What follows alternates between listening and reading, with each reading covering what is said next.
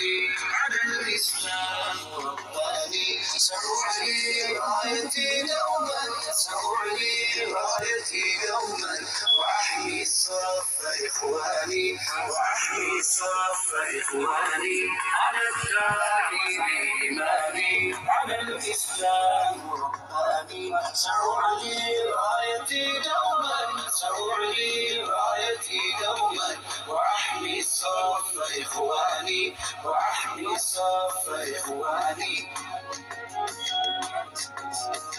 مسلموچن يضاهر وجزلام زنيري سلا وتادروج مسلموچن يضاهر وجزلام زنيري سلا وتادروج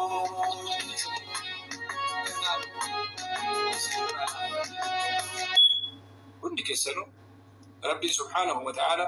سبك نس بيتنس حواسك نس وان تلتو تهين أكا قبسو حواء والفات أسل جيتشو برباد حالا قبابا الآن برنوني برباتسان بيتاكا ودتشو كان دنديتو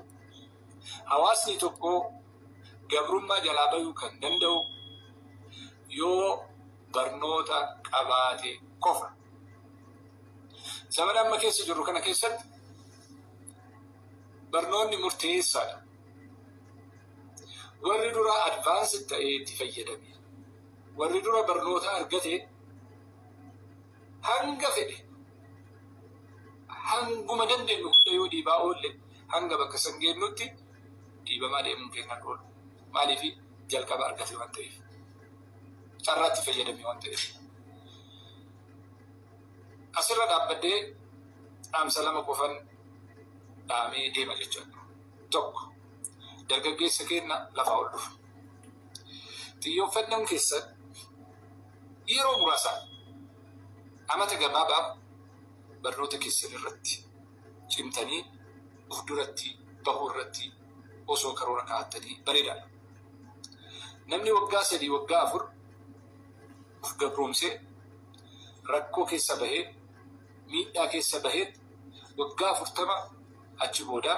bilisaan jiraata. Hintaane taanaan waggaa 40 rakkoo keessa deemaa rakkoo himachaa furmaanni dhufu tokkollee jira. Kanaaf yeroo keessan sooshaal miidiyaa irratti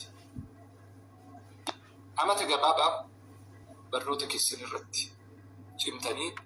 of duratti bahuu irratti osoo karoora kaa'attanii bareedaadha. Namni waggaa 3 waggaa 4 of gabroomsee rakkoo keessa bahee miidhaa keessa bahee waggaa 40 achi booda bilisaan jiraata. Hintaane taanaan waggaa 40 rakkoo keessa deemaa rakkoo himachaa